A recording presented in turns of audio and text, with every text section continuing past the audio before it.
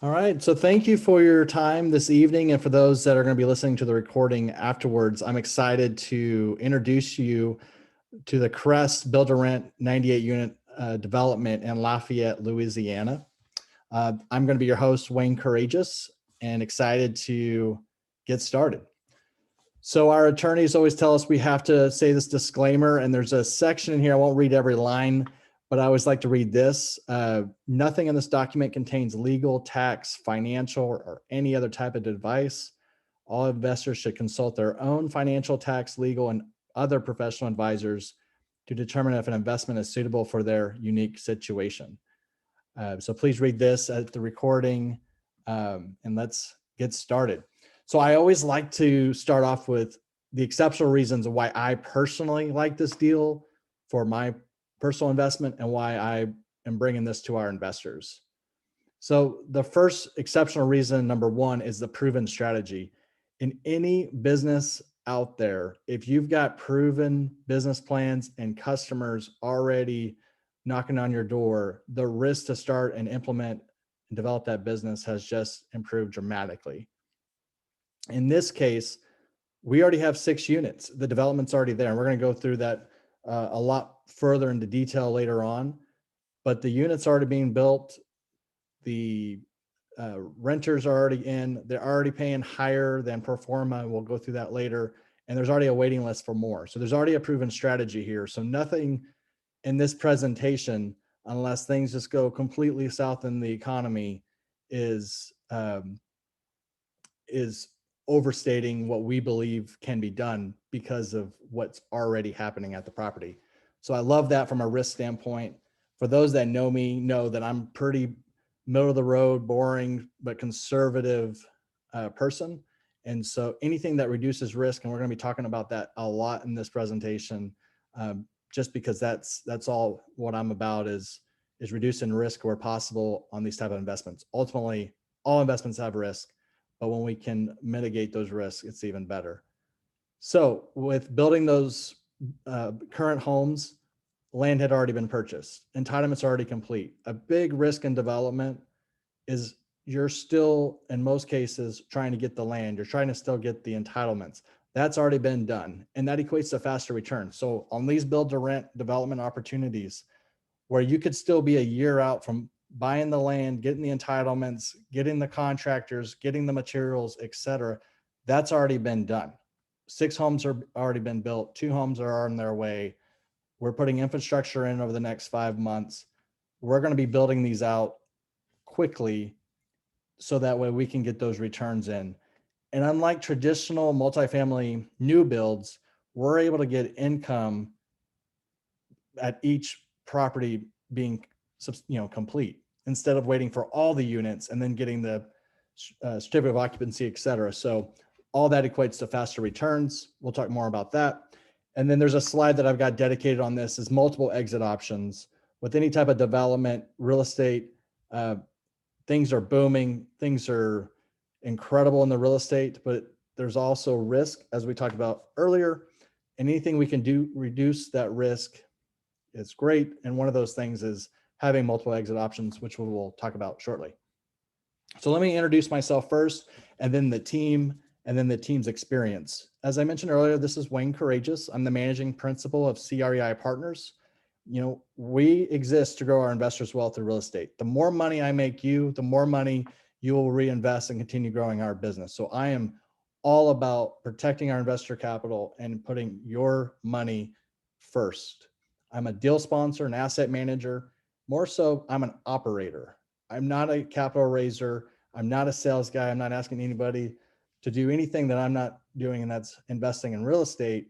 But ultimately, what I enjoy and what I'm the most good at is operating properties through asset management. I've got 14 years of managing and operating commercial real estate with a Fortune 150 company.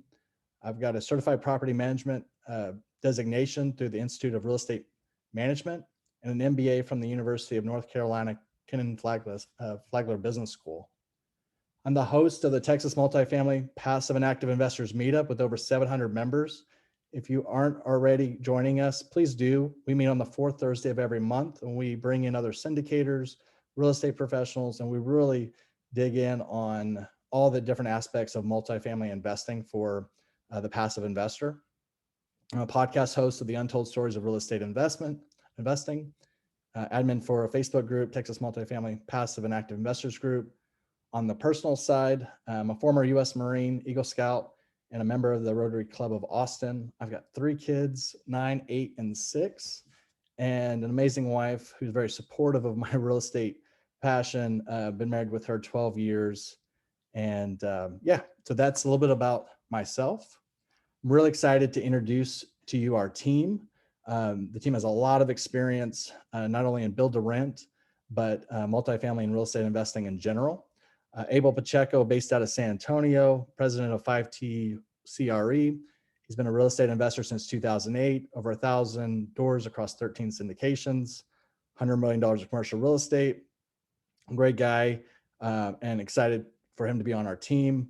One of our senior sponsor syndicators, Andy McMullen, with Legacy Acquisitions, has orchestrated over $750 million in commercial real estate transactions over a 20-year career. We're going to talk on the next slide more about their team's experience and how that is going to be a huge benefit for all of us investors that are investing in this deal.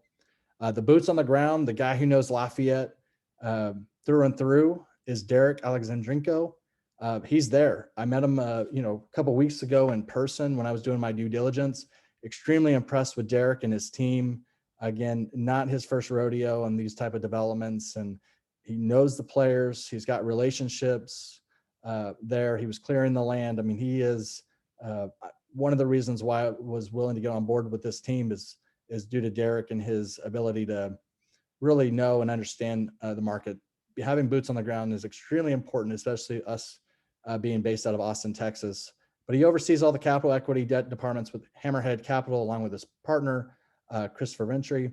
And so, yeah, this is the team, and real excited to partner with them. They've got a lot of build to rent development experience. It's one of the things that we like to do is we want to partner with people who know and understand what they're doing. We don't want people to do this to be their first development type project. There have been several that this team has completed and put together, all in surrounding Lafayette, Louisiana areas, West Broussard Villas, Cottages on Soulanges, Catalan Gardens, St. Fernandez townhouses. And so the Crest on Colorado is in a better position due to those experiences at those other properties. So before I go into deal, I really want to talk about what is build to rent. In our last meetup, we spoke more about that. So those that are listening that went to the meetup will have a pretty good idea of what build to rent is. But it's sort of this fairly new asset class within multifamily. I want to be clear. It is a multifamily asset. It is treated like an apartment building, right?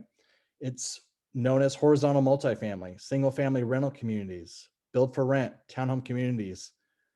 This picture on the top right is one of the first build to rent communities in Phoenix about 5 years ago. Notice the homes are smaller, the lots are smaller. You see that community pool. That is a massive build to rent community, and it's treated like a multifamily. You've got a property manager. The community common areas are taken care of, by the maintenance team, the HVAC, et cetera. It's treated, if you think of a traditional multifamily apartment building and you break it up into smaller 1,000 to 1,300 square foot units and make them single family properties, that is a build to rent community. And it's massively growing and changing the landscaping. And I would say disrupting the multifamily industry in general. I'm still passionate about multifamily, traditional multifamily, but this is definitely, in some cases, you probably have heard the gold rush. And I don't want to be cliche, but it is a massive investment class that's growing very quickly and being very attractive. And we'll talk more about that. So with any attractive investment, it's all about your customers and business, et cetera. It's about who's going to be able to come and move in and live in these, in the product that you provide. And so on this slide, I really tried to cover, say like multifamily renters. Why do multifamily renters want build to rent? more living space, private outdoor space, there's privacy, the attached garage.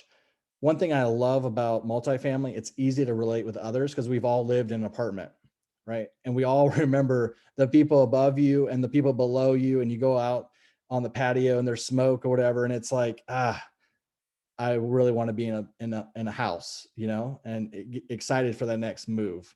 So that's why multifamily renters want to be in build to rent. Single family renters, they like the community amenities, the things that we all enjoyed as an apartment renter: pool, clubhouse, playground, if you had kids, fitness center. Those are all in these type of developments and build to rent. And the homeowners and prospective home buyers, it's maintenance free. It's indoor, outdoor maintenance handled by management. They're not having to worry about anything that can hurt their budget that month. And then home buyers not having that mortgage, being able to have that flexibility to leave anytime, they don't have to be stuck with a house that, if the economy turned, that they would have a hard time selling. Right now, obviously, that's not the case due to supply and demand. But one thing I also love about this is we're seeing a lot of institutional buyers, and this is even drastically increased. And as I said earlier, disrupting the multifamily space due to COVID. I mean, there's certain things in life that happens in business that disrupts and changes. And it's people like even myself personally that wanted to get out of the neighborhood I was in and buy some acreage and not have all these people looking at my backyard. It's the same thing in here where people want to get out of that apartment. They've been stuck and cooped up into an apartment building and they're ready to get out, but maybe not able or want to buy a house, but still have the benefit of having a house. Back in March of 2020, JP Morgan put 120 million into this asset class. Brookfield put in 300 million. Tricon Real Estate, 300 million. Lennar, as of March 2021, put $1.2 billion into this asset class. So not only are the traditional, the multifamily syndicator sponsors like myself, buyers buying these type of assets, but you have this huge, massive group of institutional buyers with incredible amounts of capital looking for yield. And those build to rent communities are providing that yield, and the money's following. So if we look at the metrics of multifamily, we talked about some of the benefits and why people want to move there. 82.7% of build to rent rentals occupants stay in those build to rent units. The retention rate is extremely high compared to the multifamily, which is still pretty good. Again, I don't want to talk negative on multifamily because in a few months I'm gonna probably come to you with the traditional multifamily because I like cash flow and those are good as well. But at the end of the day, what I want to point across is that in build to rent, people go into these homes and they have the backyard, they have the upgrades and the enjoyment of feeling like they have their house. So they're not looking for that next thing unless they're looking to maybe go buy, et cetera. Year over year, we all know in most asset classes, rents have skyrocketed, right? Build to rents, in this case, from year over year, September 2021, 14.3% compared to multifamily rents, 11.4. Those are pretty dang good numbers regardless. On our pro forma, we are conservative, and we'll talk more about this in a later slide, of 3% rent growth. But as you're seeing, if we're going to get the returns that I'll show you later at a 3% rent growth, imagine the returns at a 14% year over year or 11% year over year. So one of the exceptional reasons I mentioned earlier with the multiple exit strategies, I want to be clear that the goal of this is to sell as an apartment type community, right? A multifamily community. We're looking for people like myself and Andy and Derek who go out and are looking to buy these larger multifamily properties. That's definitely a buyer base, right? But we're also looking at the institutional. And what I'm seeing across the board is in many cases, institutions are buying these properties before they're even completely built. They're looking for that yield. They're being so competitive and trying to find these off-market opportunities. It's incredible. But say everything just went to heck and the economy went down. Nobody's projecting that, but say it just completely went to shambles. What we wouldn't want to do, but what we can do and still make a good profit, is turn these into a typical neighborhood, single family homes where we're doing an HOA and then we sell them off one at a time. We're going to talk about what homes in the nearby area are going for compared to what we're being conservative on our projections. But I like this: traditional multifamily buyers, institutional buyers, and worst case, if needed, the single family homes. It's a big draw for me on the build to rents. So I'm focusing a lot on the Southeast for our developments and purchases. In this graph here, 5.3 million homeowners will be in the Southeast, Texas, Florida, these regions in the next 4 years to 2025. 7.2 million more renters will be in these areas. Of that, 1.2 million more homeowners in the Southeast, 1.8 million more in renters in the Southeast. All that to say is, we all know this: there's massive growth coming from the West and Northeast, coming down to the Southeast of the United States. So all that to be said, there's a lot of growth population that's going to drive the demand. And if you put yourself in your shoes, if you had a choice between an apartment, multifamily, traditional space, or down the road having a single family, still having the same amenities, communities, which one would you prefer? I would choose a build to rent. So those people are potential, customers of ours. So many people on this call, including myself, I will admit, didn't know much about Lafayette, Louisiana. We drive through Louisiana quite a bit when we're heading to Destin every year. But I had to go to Lafayette to, one, have this type of conversation with our investors, do my due diligence, drive around with Derek, really understand what's really driving Lafayette. And I will tell you, the more I've researched in Lafayette, the more impressed and the more excited I am about this investment and in future investments in this area as well. I'm going to read a lot of these, and I know maybe all of you see these, but for those that are going to listen to the recording, there's just a lot of accolades with Lafayette that I think is impressive. One, I love food, Southern living, tastiest town of the South. Wall Street Journal calls us the happiest city in America. Where to Retire magazine calls it the top retirement destination. USA Today, 10 best warm weather getaways.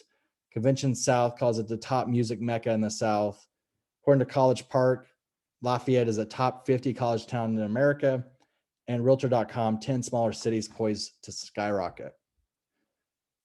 Now, here are some of the demographics and other things that I really needed to know and understand before I could come to you as our investors. The market is growing. The population is expanding. Over the last year, since 2020, population growth has increased 6.5%. The general area, the MSA population is about 489,000, of which 126,000 are in the city limits. The family median income is 67,000. So what I want to see, if I look at our rents and see, how far can we max out those rents and still be within, the 3 times a monthly income compared to the rent, we're still well below that, and we have some wiggle room to even potentially grow our rents even more because of the high median income. When I thought of Louisiana, and trust me, every time I do a deal, I have to convince myself. When I think of Louisiana, I think of a lot of energy and oil, and what is that going to mean for the economy if we're investing there, right?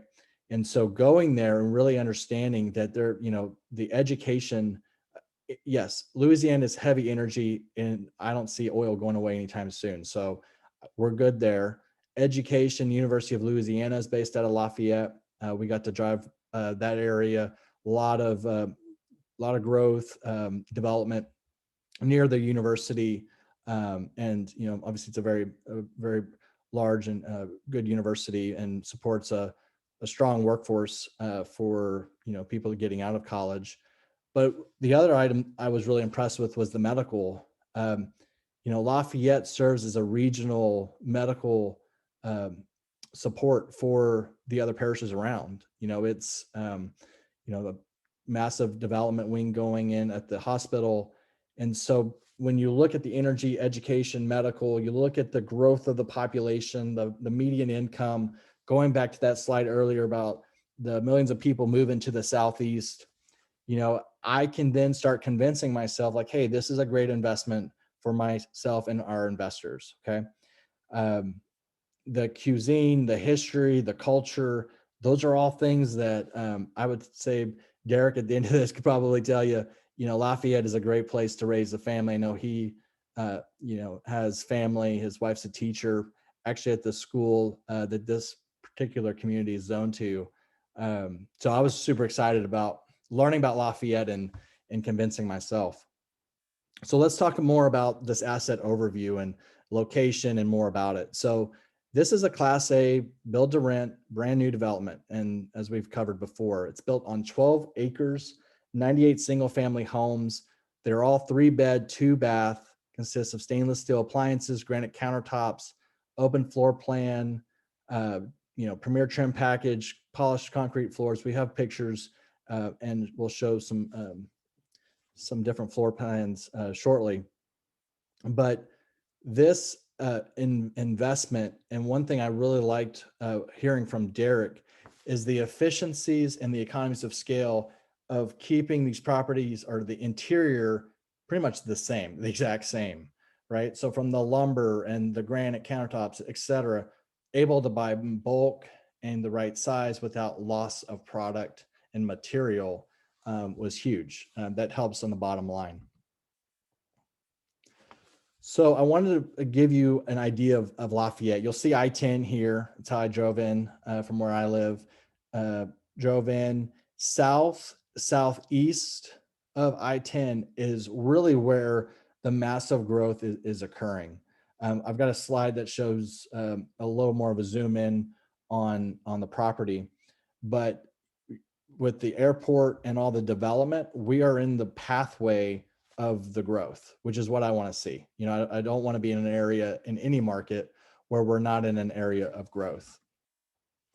If I zoom in on it, these are incredible restaurants and I want to say vendors, but you know, retailers that are near the Crest on Colorado. One in particular is Whole Foods. Think about the amount of market research and the demand that these companies go through. Starbucks, Sam's Club, they're not putting in a Whole Foods or Sam's Club if people are moving into this area and can't afford those type of products. So that was a good sign to me. And then having been so close to this growth of new retail, I mean, everything is, I won't say everything is new, but the developments and the retailers near us are quite new. The Chateau and Mirage apartments, one thing I was impressed with, I mean, rents go up to $3,600 for a 1 to 2 bedroom or 1 to 3 bedroom home, right? We're projecting on a pro forma as 1,515, and we're actually getting $1,675 or $1,650, excuse me. And so, you know, pretty much double the rent you can be in an apartment building, which more of a reason why I love this concept at the Crest in Colorado. Homes are selling for 207, 335,000 at the DSLD homes area. This cottage at East Broussard sold recently. This is a build to rent community.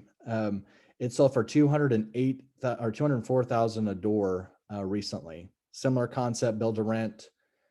I'll tell you on our deal, it's 183,000 a door. So if a similar project, you talk about a case study, is selling for 204,000 a door, and ours is projected at 184 or 83,000, you know, we're being conservative, and it reduces the risk that we've talked about, you know, continually throughout this presentation. So right now, the Crest build to rent site. In this picture, this is an old picture. Derek and the team have done a lot more since then, but it's land, and it's great because it's cheap land. You know, those are all good investments, especially if you find, I want to say, cheap land in growing, developing areas that are in good school districts. And you have a lot of communities and developments, new homes and apartments growing in that area. And so, as I mentioned earlier, it's a 12-acre lot. the city approvals, permits have already been obtained. Construction is already going. First 6 units are built and outperforming the conservative underwriting.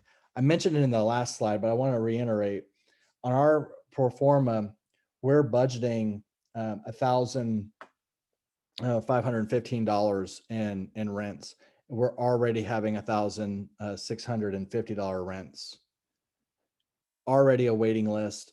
The 6 units are already leased. The risk of it continues to drop, especially when you look at the neighboring opportunities that a renter would choose and decide, where do they want to, put their hat. So let's look at some pictures. Beautiful. These are homes that I would love to live in.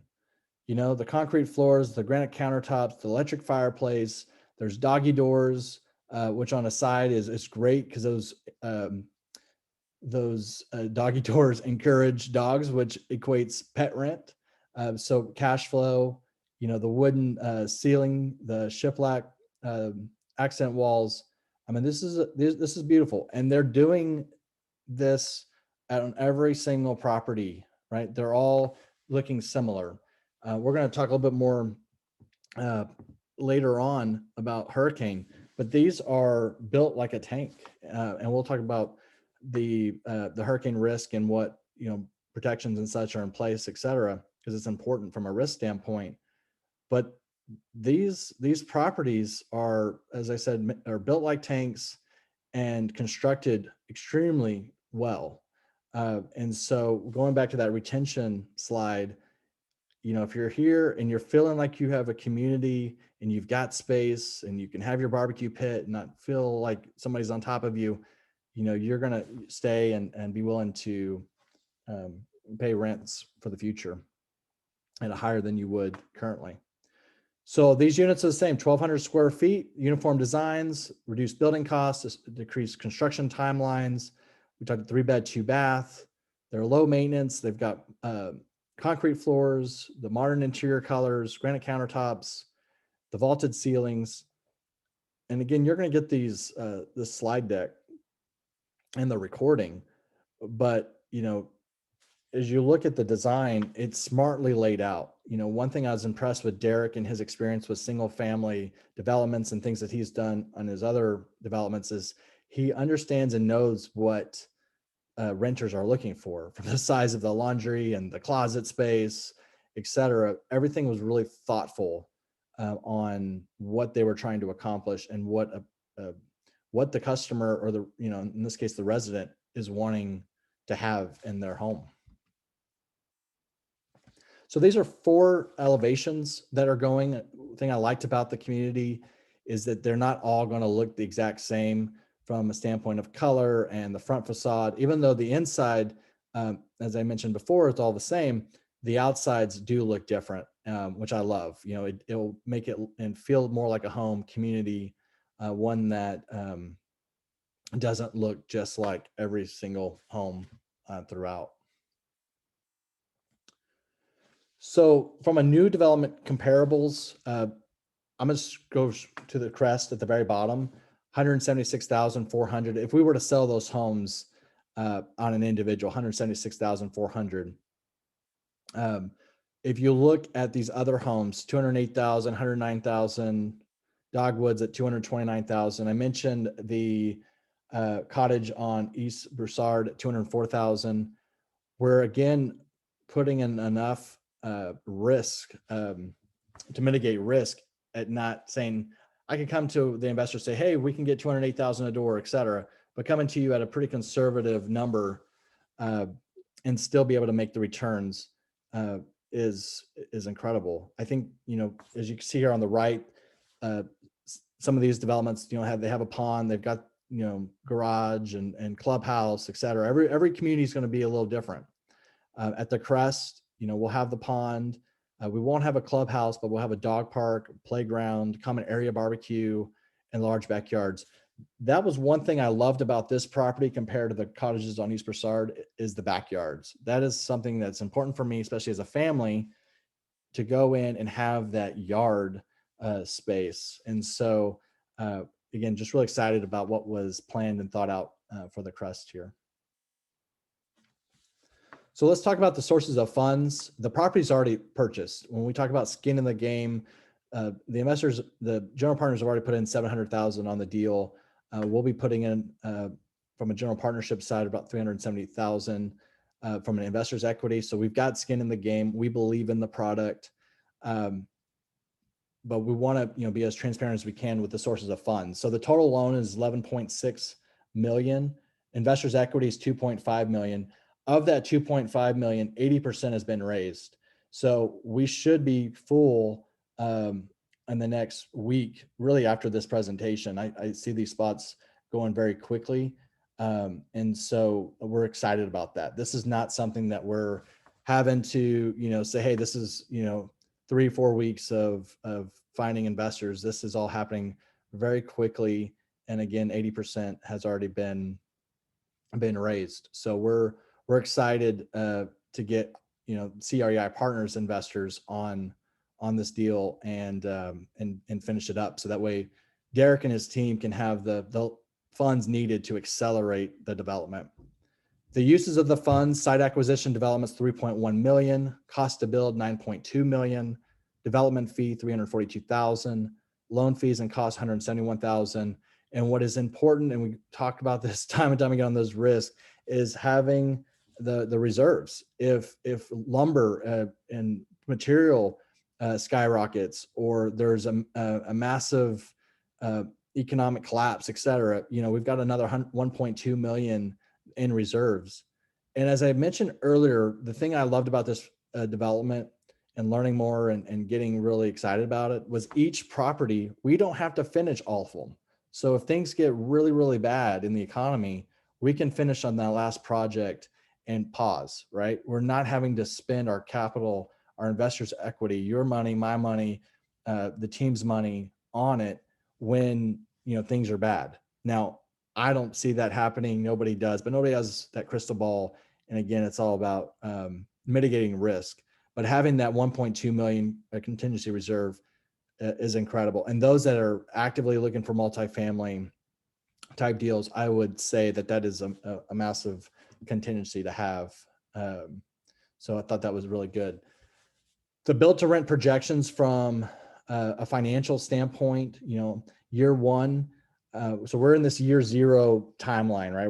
We're a few weeks from securing the loan, and then and we have a timeline later on in the slide deck, but probably around May timeframe. Between now and May, we'll have all the infrastructure, the plumbing, the electrical, the streets, all the infrastructure needed to then massively develop these properties quickly. So what we did is on year one, you're going to show a net operating income loss of 55,000, and that's typical, right? It's new development. Think of this as a true value add. This is the biggest value add that you could have: land and adding value in the development. But if you go into year two, our net operating income year two is at 505,000. Now, on our expenses, we've looked at comparables from an operator standpoint. I have reviewed and felt comfortable with the numbers. The vacancy credit loss, as we get into later years, is at 10%. It stays constant. We're not trying to be too aggressive on the vacancy, even though, as said earlier, they're already leased and there's already a waiting list. The operating expenses are growing 3% a year once stabilized. Rental income, as I mentioned earlier, is growing 3%. And all this projections as we go into future slides about the returns are all based on the prior conservative pre-construction numbers, not the aggressive what we're seeing and that's actually happening on the site. So as we go into the investor projections, so there's two options. There's a Class A and a Class B. And ultimately what that is separated by is how much the investor is putting in. So for those that are putting in over 150,000, you'll be in Class B, 9% preferred return. If you're doing between 50,000 and 150,000, it's an 8% preferred return. So what I like about it from our investor standpoint is year one, there's not expected cash flow per se, right? And so year two, the 8% that you accumulated in year one will go into year two. So the spreadsheet talks about how, or shows, cash flow year one, 0, year two, 2,300 if you're putting in 100,000, year three, 16,000 in returns, year four, 17,000, year five, 17,000. So from a sample return of, say, from 100,000 investment, we're looking at a 2.15 equity multiple and a projected LP IRR of 18.31%. So when you look at all the cash flows in the sale at today's rate, about an 18% return year over year. And then having of 100,000 you're putting in, the investment comes back 215,000. Now, this is the conservative side. That's that 3% rent bumps. Those are the 3% expenses. Those are the $1,515 rents. If we get more aggressive, right? And at the end of the day, I want you to be happy and sold on this pro forma, this investment return projections. But if we go off of what we are getting today, we're looking at a 2.66 equity multiple and a 24.27 IRR. Again, I don't want to overpromise, under-deliver type thing. So I really want to focus on the conservative underwriting. But again, if we're looking at what's happening today, it could potentially be a lot more. Looking at the 2.66 equity multiple, we will also plan to sell in 3 years. However, the market changes. So we're telling all our investors this could be a 5 to 6 year investment. So when you look at this investor projections, you've got to be good with this 5 years, right? But at the end of the day, as we talked about in our multiple exit options, there are a lot of people looking for yield, and they will come from individual buyers, institutional buyers. And when they can get us the returns and the investment, our team, our general partnership will review and make that decision on what's best for the investors on the deal. So super excited about this investor return projections. One thing I also like to show in our presentation is the sensitivity analysis. Now, the levered IRRs here are combined of limited partners and general partners, but I want to just show this as a visualization of how good it can get, and then if it gets bad, still how good it can get, which is why I love this deal. So the base case on vacancy is 10%. On this deal, it's 23.04 combined, again, with the limited partners and general partners. If you're doing an 8% vacancy, that bumps up to 25.81% IRR. 9% vacancy, if we're going up a little higher, 24.45%. If we go higher, if you skip down to scenario 4, if we have 11% or 12%, you're still in the high teens on the IRR. The equity multiple is still incredible on this sensitivity, which I like to see. On the exit cap, our going in exit cap is at 5.25. Our base case exit is 100 basis points higher at 6.25, right? And so if we even jump up, if we're at 5.25, and say we went up to, say, 6.75 on an exit cap, we are still in the high teens, the teens that you would be looking for on a traditional multifamily, which, I like. From a sensitivity analysis number 3, when we're looking at income growth, we had mentioned the massive income growth before, but say we get 5%, we're at almost a 30% IRR. A 4% is at 26% IRR.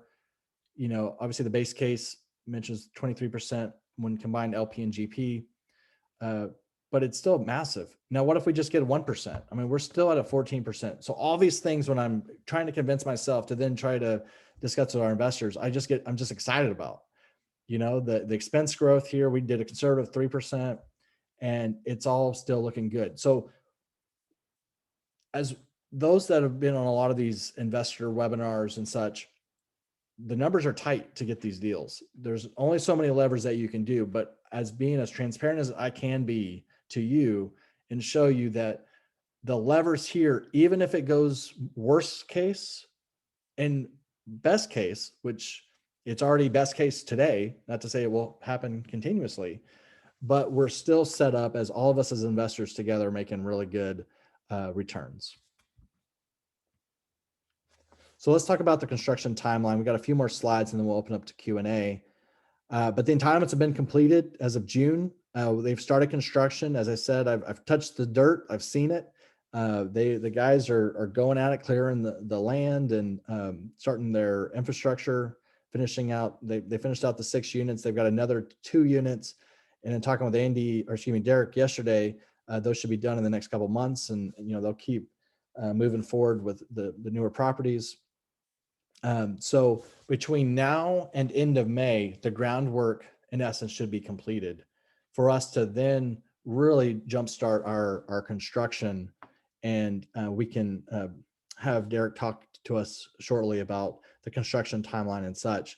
But ultimately, what we want to do is be on target to have construction end, have all the 98 units complete by March 31st, 2023.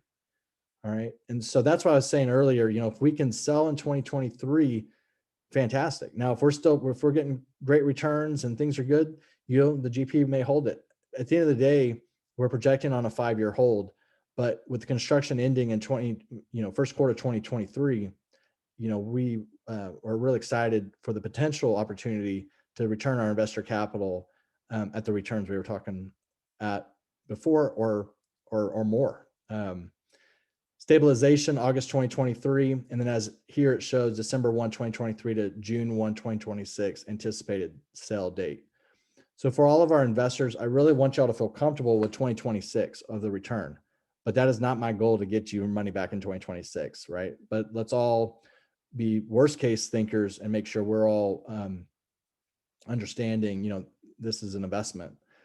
Communications is key. So everybody on this call and those that are listening, that are investors with CREI Partners, we communicate monthly. We do a quarterly call, so you are owners of this property, and as owners, you want to be communicating, whether you want to be on those calls or see those emails, at least you have that option. Communication is extremely important because me as an investor, I expect and want that, from our GP investors as well. So this is a 506C offering. So this is for accredited investors only. Accredited investors would need to show proof of substantial income, which is $200,000 a year, $300,000 if married, or have a net worth over $1 million, not including your residence. So if you're not accredited, that's okay. Let's build the relationship, and on future deals that I can do a 506B on, I'd love to have you be part of our investor base. But if you are accredited, this is open to you. And you will need to self-certify and have either a certified public accountant or an investment advisor registered with the Securities and Exchange Commission, or going to the website verifyinvestor.com. I don't want to make it sound too complicated because it's really not. And thousands and thousands of other accredited investors have gone through this. But if it is your first time, we'll walk you through it. So don't be too concerned on that, but I want to make sure we know that this is a 506C offering. Now, this is first come, first serve. As I mentioned, 80% of the funds are in, and we're looking to have the rest in by December 17th. So this is quick, but still time for you to review the PPM, ask questions. We can set up a call if needed and dig in further. But December 17th is when CREI Partners is closing on our side for on the capital. Obviously, if we don't have all the money from either our partners or our investors or the other investors, it's going to stay open. But I'm feeling very optimistic and excited that this is going to go very quickly because it should. Derek and Andy and the team have really found a good one. So I'm excited to be part of it. Now with that, I would like to have Andy and Derek introduce themselves. Let's start with Derek, boots on the ground, and really just talk to us about, from a risk standpoint of the hurricanes, things that we've talked about, because I think that's a concern in most minds. It was in mine. So if you could ease us on that, and any other updates or exciting things that you have about Lafayette and the development, and then we'll turn it over to Andy. Sure. Yeah, I appreciate everybody.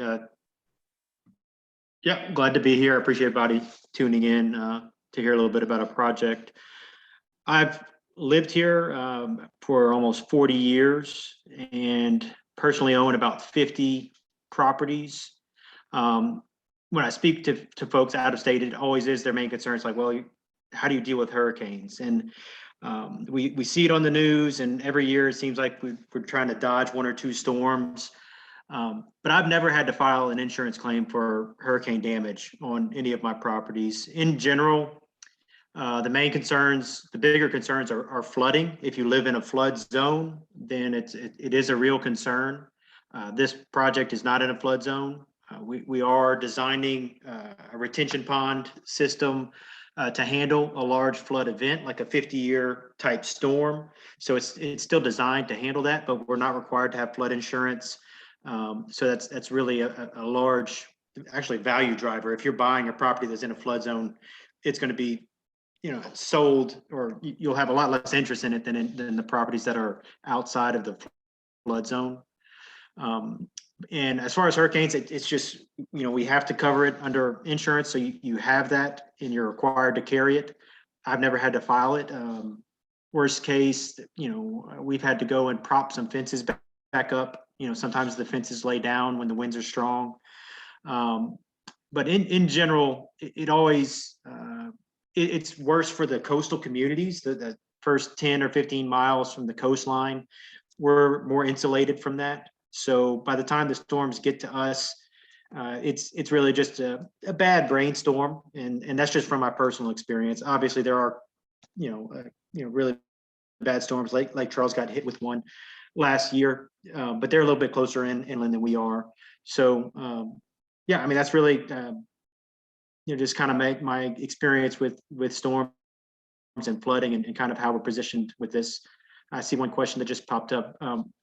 As the crow flies, we're probably about 30-40 miles from the Gulf. It would take you a lot longer to drive to the coastal community, but we're probably about 35-40 miles inland. Yeah, thanks, Derek. One thing I really want to hit, we would not be investing in this deal if we were in a flood zone. And so one thing I love about this deal is it's not in a flood zone. That was one thing that we want to make sure of. And then, as mentioned earlier, the roof shingles are rated 130 mile an hour. And as mentioned, with the smaller size of the property and the beam going down the center of the homes, it really changed my concern on the risk, because I'm like y'all on this call and listening in. Was that a risk? And that was mitigated for me. One of the questions, Derek, was a lot of construction delays recently. What is the plan or the contingency for that? Yeah, I mean, we've been discussing, I get updated information monthly from all my vendors and suppliers. Luckily, like you mentioned, the way we have these designed, it's all the same products. So we know down to the number of pieces of siding on each house, what we need. And so they're keeping us abreast on that. Really, the ones that are taking longer, or the main ones, is windows, that they're taking 3 times as long as they used to. So luckily, again, ours, the way they're designed, they're all the same window sizes. So we just need to order 1 truckload of windows, and I could store them at my warehouse is 3 minutes from this property. That's just the benefit of me living here. And that's probably the one thing, the supply chain issue, that we're going to try to get those ahead of time. Everything else is fine for us. And on the labor side, I've been working with these same subs for years. I keep them busy, so they're pretty loyal.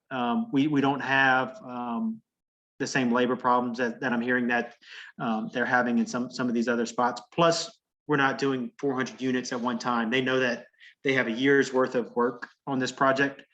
So they're all, excited and looking forward to that steady stream of work.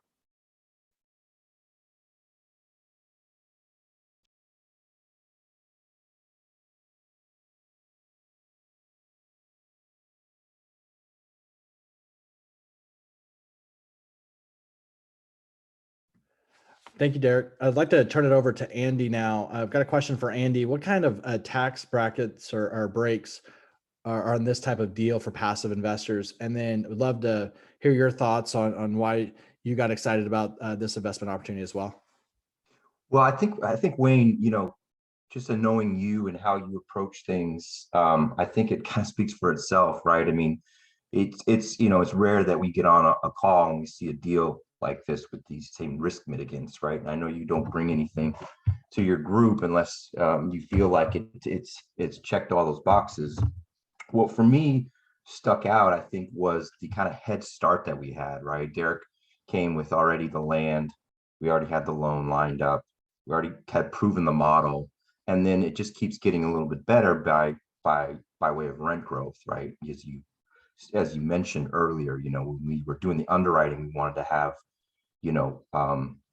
enough in the reserves, to withstand kind of a, high supply chain issues with supply chain or high lumber costs. I think they were at 1,500 per 1,000-foot board at the time. And then rents, they were at 1,515, and the last one we did was 1,650, as you mentioned, plus $50 in pet rent. So, my point to people is just review the material and tell me where you could poke holes at it. Obviously, we could be running into some things with the economy, and I think that we've prepared for that as well. But I don't see inflation slowing down too much. And as you guys know, it's good to own things when you're in an inflationary market. As far as the tax, so we will be able to deliver a partial negative K1. We are working on a cost segregation study. For this particular year, we're not sure exactly what that negative K1 would look like. However, in 2022, we'll be doing the bulk of the building. And so we should be able to deliver somewhere in that 65 to 70% range. So if you invested $100,000, you would receive a negative K1 in that 65 to $70,000. Did I answer your question there, Wayne? Yeah, absolutely. That was Okay. a question from one of our investors. So I know a lot of people invest in multifamily and are looking for that tax benefit, and wanted to make sure we're answering that person's question with the answer is yes. It's just 2022 would be where we would get that negative K1. That's correct. That's correct.